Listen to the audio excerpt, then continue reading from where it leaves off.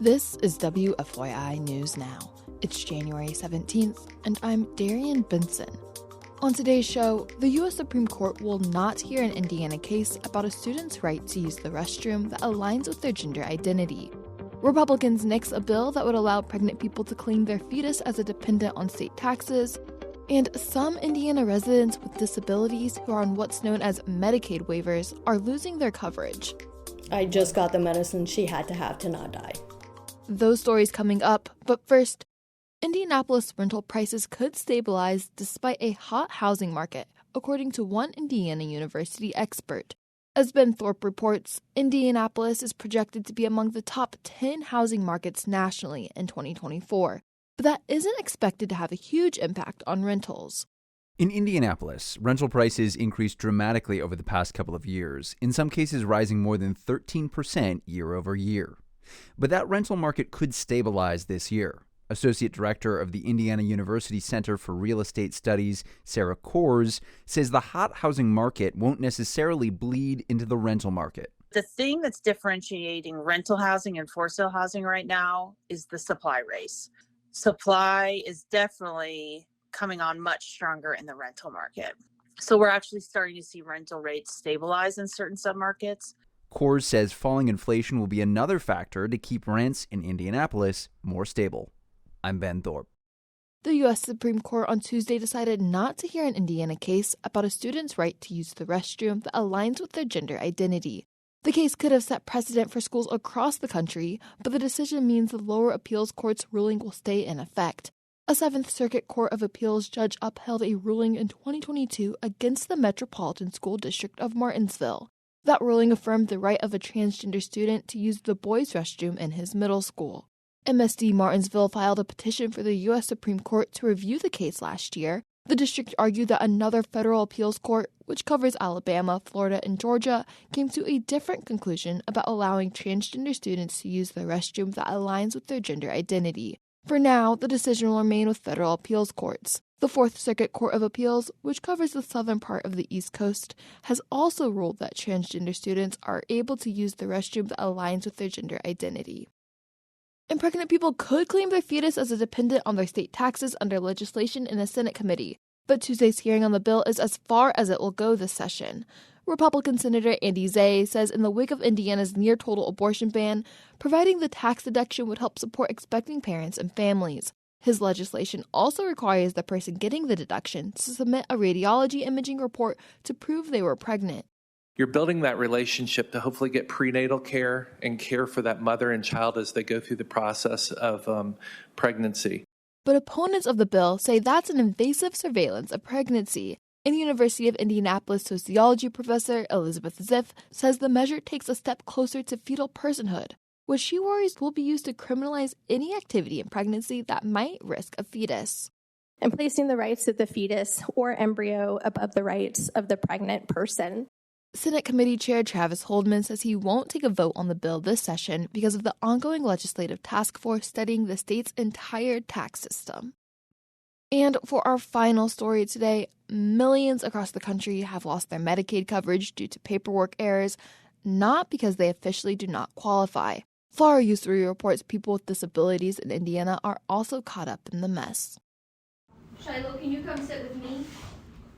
Andrea May gathers her 3 children at the dining table to play a round of card games. Skip Ava.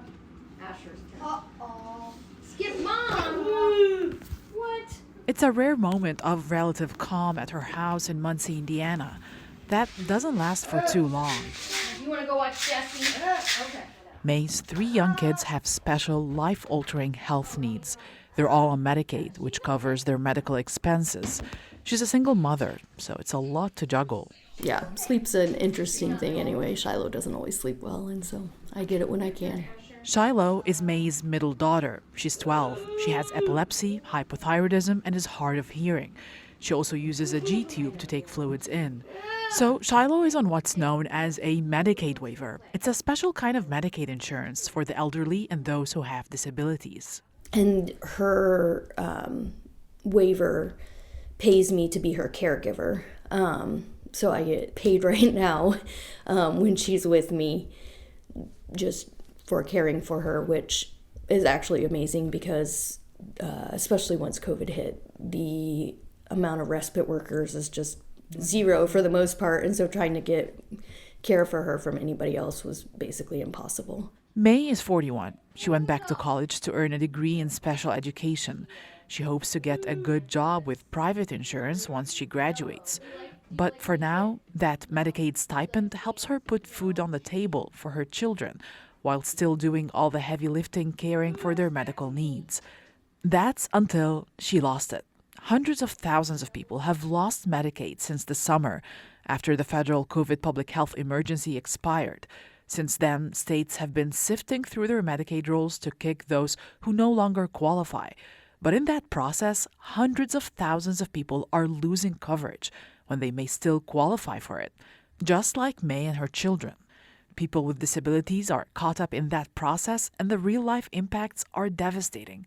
Without Medicaid, May had to pick and choose which medicines to give Shiloh. I just got the medicine she had to have to not die. Yeah. So, like, she has pretty intense ADHD. She's super impulsive. She didn't take ADHD meds for... So you had to, like, just deal with that without the medicine. Yes, and she went to school without it, and it was a struggle there, and I was like, she's not going to learn. I get that. She had to pay more than $400 out of pocket every 2 weeks for the meds Shiloh did take. It got dangerous when she was at home. May couldn't cook or take a shower while Shiloh was awake. May tried to figure out for weeks why they lost Medicaid. She scrolls on her laptop and shows me her account on the Family and Social Services Administration's online portal. That's the Indiana agency that manages Medicaid. Okay, yeah, I don't know what that one is, so that paper was really unhelpful. We eventually find the dates May and her kids' Medicaid was dropped.